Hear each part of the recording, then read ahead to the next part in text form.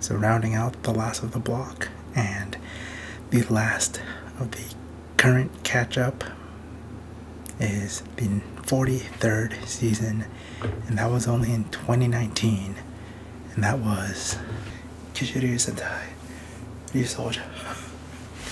That was supposed to be related to the morph, but I didn't have any props.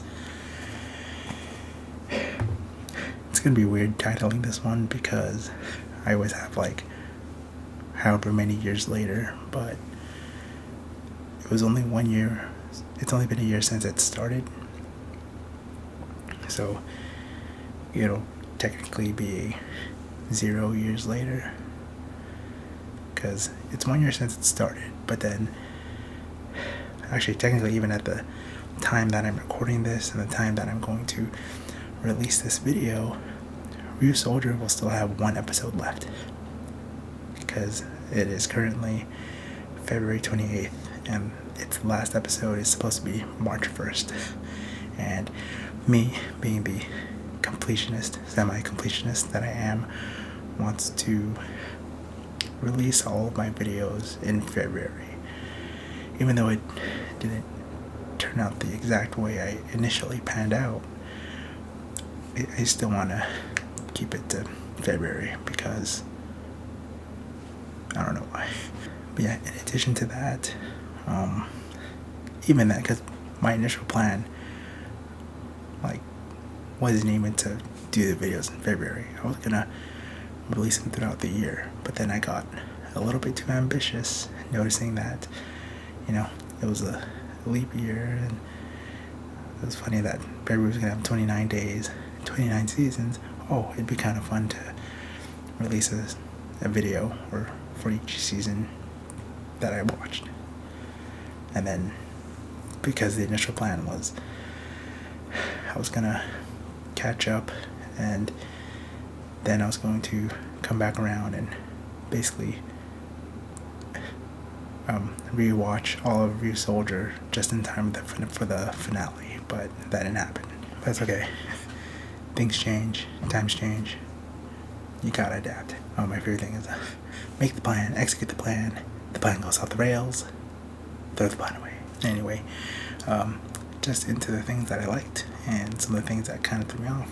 A good number of things really kind of seem to stem from this one connecting factor, and so kind of learning from my Q Ranger and Loopat video, which I just recorded a few moments ago. I should probably lead with this one big thing first, and Ryusoulger was either the director or the producer, or it could have been two different people. I could be wrong, but it was the director or the producer that previously did one of the Kamen Rider seasons. I think they had a hand in either Kamen Rider Build, Geo, or X-Aid, or maybe they only wrote for a few episodes. I don't know if they spearheaded that entire thing. But something even more interesting was this director or producer person. I really should have done more research. They also spearheaded the live action Sailor Moon that happened in, was it 2002, 2003? Yeah, and yes, in my backlog of series watched in 2019, I did watch some Sailor Moon. Actually, I think I kind of brought this up with Loopat already, but the power-ups definitely seem like they drew inspiration from Kamen Rider. It doesn't stop there. I think I have here written Kamen Rider references, but I don't remember what, because the big thing that I noticed is they managed to squeeze in a lot of Sailor Moon references, or more specifically the live action Sailor Moons, because a good number of some of the actors and actresses make a guest appearance in this series. In fact, Master Red, Blue, and Pink were from the live action Sailor Moon series. I think pink was Usagi, so Sailor Moon. Red and blue, there are only like 3 other guys on that thing, so I think red was Tuxedo Mask, blue might have been the friend. And then you actually do see a few of the other Sailor Scouts, or at least the actresses, make an appearance. One of them was pretty obvious because in the I think it was actually the Christmas episode. So in one of the episodes, she straight up does the peace sign. It's like, oh, that. And then I looked it up and I was like, oh, yeah, it very clearly is. There were a few people I thought were from Sailor Moon. I looked it up. Apparently not. They managed to do something with the monsters and that I really like. With this one, the monsters stem from human people and their negative emotions or their desires, and I kind of like how it kind of personifies, either a person's struggles or darkness, and it kind of turns it into a tangible thing, as opposed to what I've usually noticed in Western media, where it's like always they go into the psyche or the psychology of it, and anytime they actually confront something, it's really more like a hallucination. This one, they kind of give it a tangible form, and that's something I really liked. And again, it's just something that I noticed with most Japanese media that I personally consumed. I'm pretty sure in one of the arcs, I don't remember which one, for at least the animated Sailor Moon, they also do something similar where that monster of the week is derived from a random person's like desire or darkness or struggle in their heart or whatever. But I'm also curious if that was also something that was done in Kamen Rider.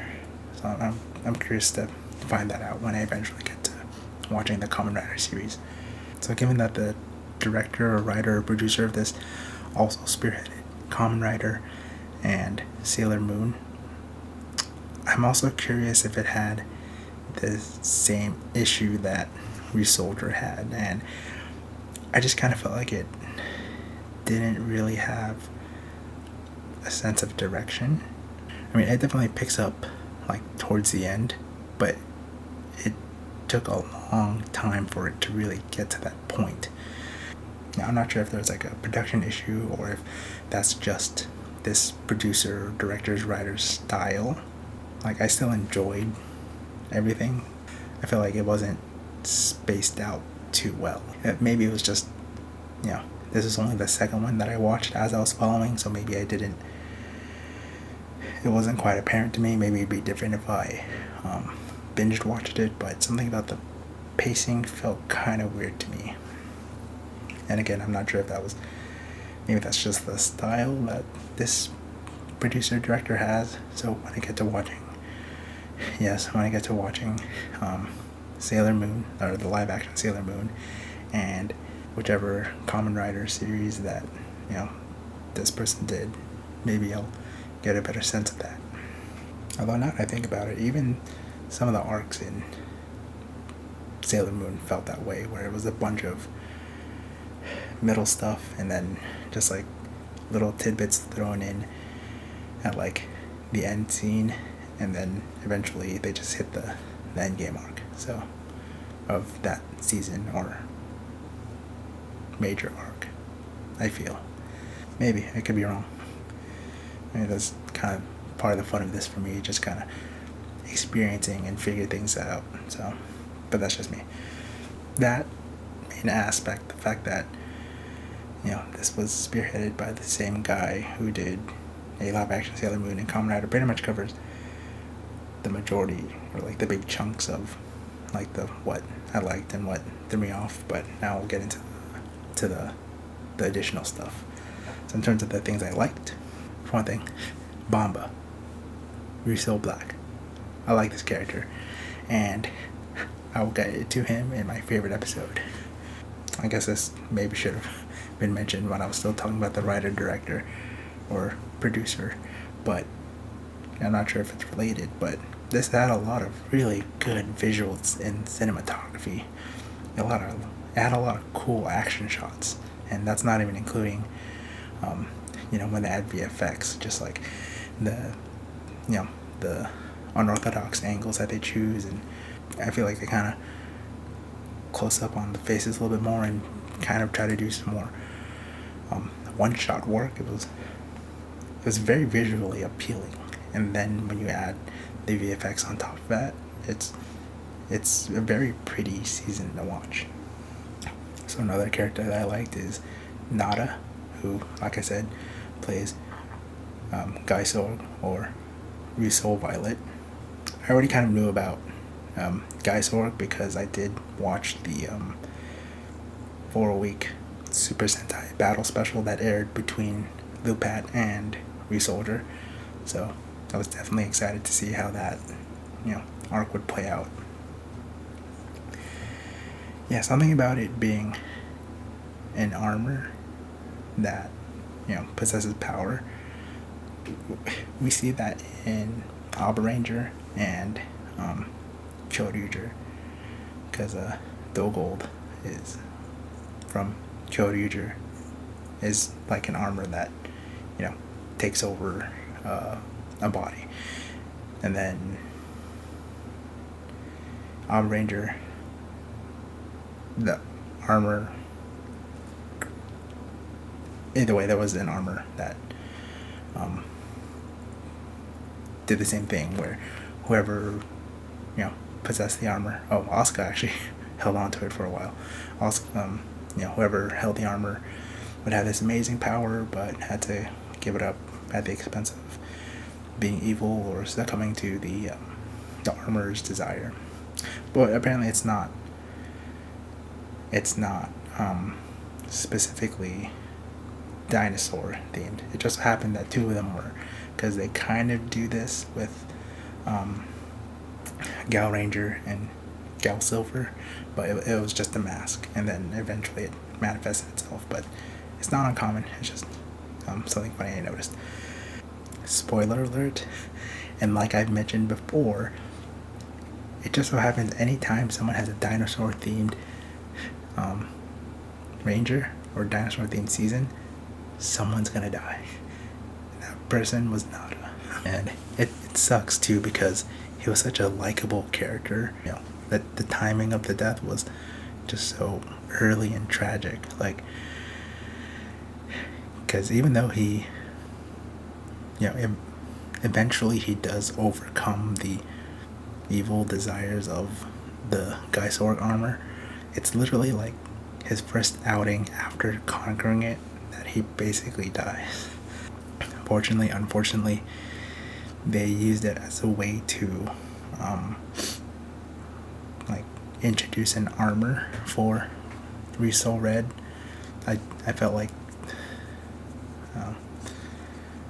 they have Ryusoul caliber, but I feel like it would have been cool if they could have shared that power up with everyone else, instead of just having it as Ryusoulger's battleizer power up. But I guess in terms of bonds and stuff, it kind of makes sense, but he does have more of a history with Banba Ryusoul Black, so no, I'm just kind of nitpicking at that point. Keeping the tradition going of whenever there's a dinosaur themed Sentai team, someone's gonna die. It was pretty effective, not only because it was so early and tragic, but they kind of did the endgame style epilogue with a video of him saying goodbye. Not because he foresaw his death, but because he said, I just conquered the armor. I think I need to go train a bit, so I'm gonna see you guys later. But then, he doesn't exactly get to do that, and something about that was just super sad and tragic. Yeah, interestingly enough, even though he's considered an extra ranger, I think he's considered an extra ranger. Unfortunately, my internet's down, so I can't exactly check. But he doesn't have a mech to accompany his power, so I don't know how to categorize that. Yeah, it was such a fun, likable character. Sad to see him go that way. I was like, damn, that stings. And I mean, I guess it lends itself to being an effective death, but still, you still would have liked to see more of him. So I guess just into things that kind of threw me off. This is another one that has a similar setting to Gingaman and Ghosager. They live with a friend, and that friend's dad. Much like Ghosager, they have a mentor or higher power that inhabits the dad to communicate with them, and in relation to Gingaman, swords. But interesting enough, it's other than maybe the sake of convenience, I don't think they couldn't return to their village. Actually, one of the episodes, one of their I think their village head is also kind of living among the people, and in that sense there's no urgency. I don't think it's they can still return, but I think they're out there for the sake of convenience, I guess, or because they like hanging out with their friend, because there does seem to be a particular theme of friendship and connection with this season. But yeah, it didn't really have that same sense of urgency of Gingaman and Ghosager where they couldn't return. I think they just chose to live amongst the people to protect them easier or something. But yeah, they didn't have an urgent need to live with their friend and that friend's relative, as far as I can remember. Maybe I missed something. I guess while I brought up Ghosager, I felt like they could have found a way to incorporate another ranger, just because they have the main Ryusoulger tribe, and then the sixth ranger comes from the sea tribe, so I definitely would have been easy to put in a sky tribe. Maybe it would have been too easy or too generic, because they at least do have a pterodactyl mech, but I feel like it would have been cool to see a dedicated ranger in that sense, but maybe it would have been too much. I don't know. The pterodactyl mech is also part ice. Usually you would associate a pterodactyl with wind, but in the case of Ryusoulger, it was more like thunder. That stands out more, I guess. Maybe because when you think about ice, you don't want ice on your plane, so you don't really think of it as a flyable quality. That's how it is in my head. It's also friggin' almost 3:30 in the morning. So, Kanalo, the sixth ranger, the gold ranger, he's basically Moroku from Inuyasha, because he's kind of royalty in the sea tribe, so he's trying to look for a wife, a mate. So then he almost uses the same line where he goes up to different girls, any girl, and just asks, are you willing to bear my child? And it's just when I noticed it was just like Moroku, I'm like, that's funny. So I'm kind of curious if they're just playing on a common womanizer characteristic, or if that is rooted in some kind of Japanese story I don't know about. Speaking of possible Japanese story I don't know about, even though the last episode hasn't aired, what they did to get to this point, I've definitely already seen, but I'm a sucker for it, so I love it. And it's textbook shonen anime where someone is trying to create a world where there's no pain or suffering, and even at at the expense of, either people's freedoms or, like, their free will. And, you see this in Gurren Lagann, and, that's kind of like related to the spiral power, Kill la Kill. I think the big one, the big inspiration that it makes me think of is Naruto Shippuden, and it's called the Mangekyo Tsukiyomi, where they want to put everyone in this dream state where they're living out their fantasies, their dreams. They're always happy, but at what cost? Because it's not real, and their actual live bodies aren't living it out. And classic lesson of kind of like the human will, and having a power that's greater than living out your dreams and trying to make it happen. And Ryusoulger does manage to relate a little bit more of the connection and bonds, because they, once they break out of that dream state, it was like there's no point in living out these dreams if my friends aren't there with me, kind of a thing. Even though I've seen it before, I'm a sucker for it and I love seeing it. And if I were to make a story, that's definitely the direction I would want it to go. Someone who's struggled with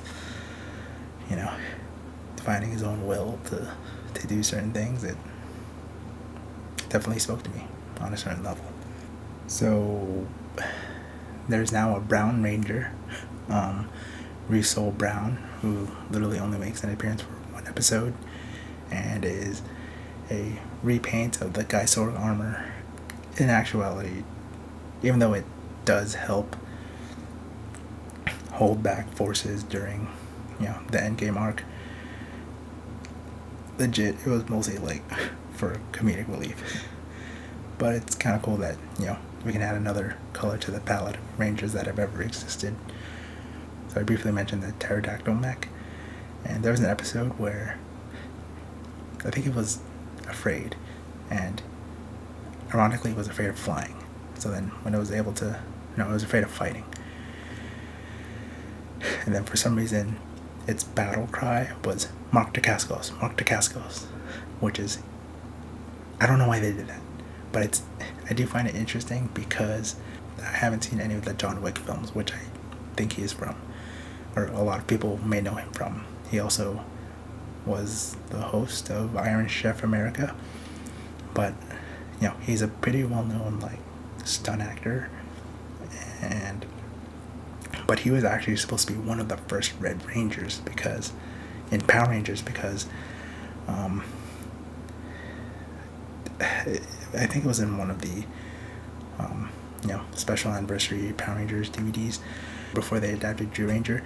They tried to start a pilot with, I think it was going to be Bioman, and Mark Dacascos was playing the Red Bioman Ranger, but it never got picked up. So that was the end of that. So I just thought it was funny that they chose to say Mark Dacascos. Just a fun factoid. Okay, and I think the last thing that kind of threw me off was it was like a pseudo or semi buddy system season, because it has different elements of the buddy system, but not as consistently as what we're used to, compared to Orange and Gollinger.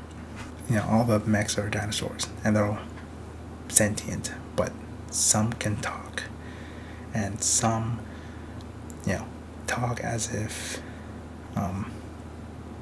they're not human. For instance, the Tiramigo, the Tyrannosaurus Rex one, will usually end his sentences with Tira, but then some of the other ones who can talk normally, they don't end their sentences with a sound. And then some just don't even talk at all and can just roar and grunt like like a typical dinosaur mech. With the ones that can talk, they can talk with them outside of being a mech for some of them. Tyramigo can shrink, and so does the pterodactyl. But then with Mosa Rex, who is Ryusoulger's mech, he has to touch water, and then he can like communicate telepathically or aquapathically or whatever. But then with something like Dime Volcano, it's still mech sized, and they can only talk to it that way. So it was kind of all over the place with it, and it was fine. I enjoyed it. It was just I just wasn't able to categorize it. So the inconsistency kind of threw me off, especially because they do want to emphasize, part of the theming of the season is they do want to emphasize like the bonds and like relationships. That's why, and like how everyone's connected. That's kind of why Soul is in the name, Ryusoulger. But yeah, it kind of threw me off at first, but then after being able to sit down and think about each one, it still throws me off. But it's kind of nice seeing it all together. Sometimes maybe you just like to do different things, shake it up a bit. So why be one or the other when you can do all of it? I guess is maybe their approach. I think that does it for the things that I liked and things that threw me off. So just into my favorite episode 17, that captured Tough Guy. When I said Bama was one of my favorite characters, it's because he's kind of how I used to relate and how I used to be kind of trying to distance myself from people, trying not to get too close because I don't want to get hurt. I don't want to hurt them, kind of a deal. And this was just kind of an insight into his character and his character development, because in this episode, a kid is asking the Ryusoulgers for help to help him take a picture of a rainbow, because his favorite teacher is in the hospital, and she says she wants to see a rainbow. But then, the villain group, the Druidons, managed to make a Minosaur from her desire to see a rainbow. There's a separate subplot where they kidnap one of the mechs, but that's not important because at the end, Banba is the one who figures out that by seeing a rainbow, she really meant by seeing a rainbow shell, or like a shell that inside looks like a rainbow, because I forgot the meaning of it. It was something like it really help you, like seeing the rainbow shell would like fulfill a wish, or like reconnect you with a loved one, or help you find love, or something like that. Like there was a special meaning as to why it had to be that specific shell with a rainbow inside. And it turns out that was actually one of Banba's old flames, or exes. And something about the Ryusoul tribe is, they're immortal. Like technically, even though they look like they're mid-20s, which most of them are, their characters are like 200, 300 years old. So Banba, you dog. So Banba, when he was still young, must have gotten together with this lady when she was still young, and she's like looking at the shell, and she's kind of talking like, it's like, oh, you kind of remind me of someone I know. And then the line that hits you right here is like when she says, no, it's not you, because his eyes had more lonesome look, which means Banba is kind of coming around to the rest of the Ryusoulgers and his brother, and he's really growing to like them, because as the season progressed, you find out why he typically tries to distance himself, because he doesn't want to get hurt, and he doesn't want to hurt others, because he experienced a betrayal because of Master Black, which you find out is because he was part of a big undercover operation thing. Which, by the way, Master Black is played by the same actor who plays Time Ranger, or Time Red. That surprised me. I was like, what? I mean, you don't really see his face until, like, a few episodes before the Endgame arc. But then when I read it, I'm like, what? And then I compared the pictures. I was looking back, I'm like, it is him. Because he has, like, a mole somewhere above his eye. But it was the hair, dude. He went from, like, short, spiky, and almost light brown hair to long, black, curly, wavy, glossy hair. I was like, dang. But, you know, he aged well. He was, like, kind of baby-faced when he was, Time Red. So I kind of hope I get to age as gracefully, get some contours in the cheeks. Anyway. And apparently he was married to one of the guest actresses from one of the episodes. Just a fun fact. Yeah, so in terms of Banba's character development, he realized that he has something that he doesn't want to lose. And that's actually kind of the theme of the season of, creating bonds that, because you're afraid to lose them means that it's good. Like, you like the bonds, you like having those people around.